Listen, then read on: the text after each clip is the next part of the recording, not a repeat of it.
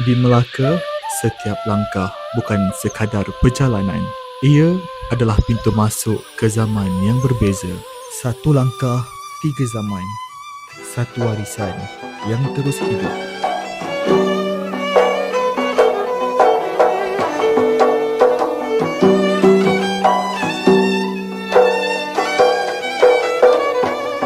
Anak itik terkedek-kedek.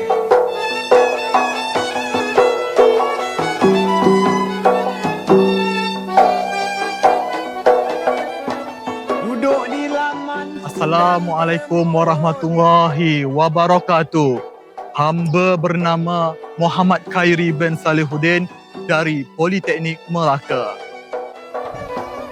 Anak itik terkedek-kedek.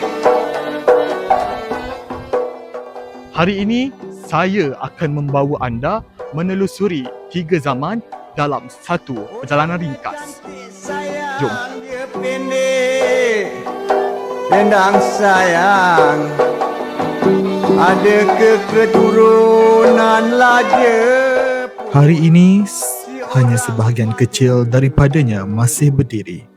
Namun, batu-batu lama ini tetap menyimpan cerita besar tentang kuasa, peperangan dan perubahan sejarah. Orangnya cantik sayang, dia pendek. Dendang Tinggalan ini mengingatkan kita semula pada zaman Portugis yang menguasai Melaka pada tahun 1511. Apa tinggi lagi nak? Cukup lah ni. Abang Mari muka tak sama tingginya.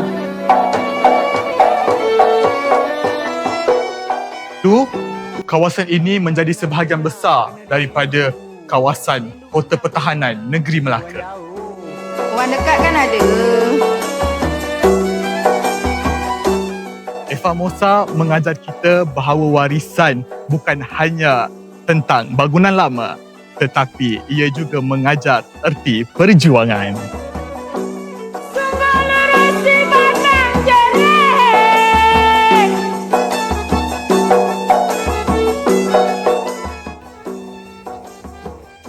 Jika Eva Musa melambangkan pertahanan, maka Tedes pula melambangkan pentakdiran.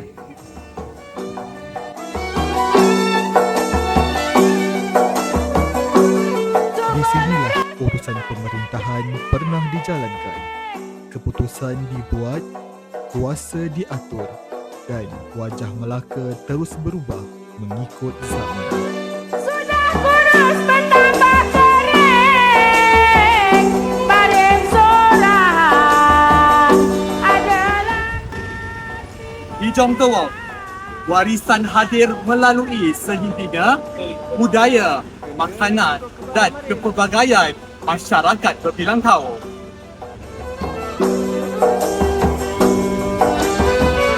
Sudahlah kurus bertambah kering.